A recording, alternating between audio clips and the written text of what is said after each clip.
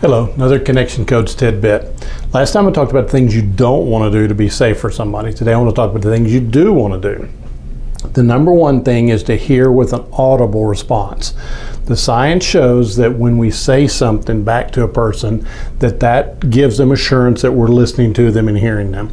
We think logically that if we're looking at them, we're nodding our head, we have eye contact, we have all those things that they believe we're listening. And that science has shown that can actually receive a still face from that. So the official Connection Codes word that we use, just as a generic word, is ooh, just O-O-O-O-O. So saying ooh, you can say aw, you can say wow, that's interesting, you can just, anything you can say, but to give that person an audible response, and that just reassures them that you're actually listening to them and hearing the things that they're saying right then. You're giving them space to be there. The second thing you want to do is be curious.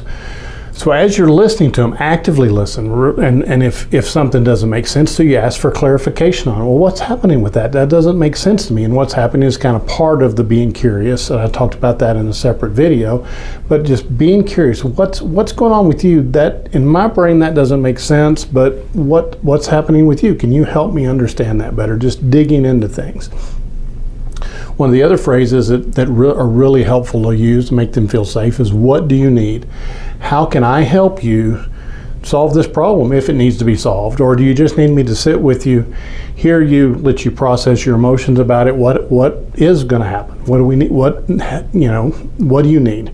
And then how can I help? Which is just a different version of the what do you need. But just that I'm here, when the time comes. And again, one of the things I talked about last time, don't fix that. So that's not what you want to do.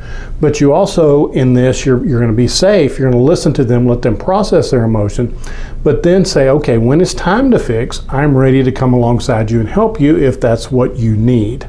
If that's not what you need, then you can take care of it. And again, a lot of times when the psyche calms down, then we're able to think of the solutions ourselves. We don't really even need the help from somebody else. We're able to come up with it ourselves, but when our psyche is disordered, it shuts down the cognition in the frontal lobe, and we literally cannot think. It's again the thing of, well, so mad I couldn't think.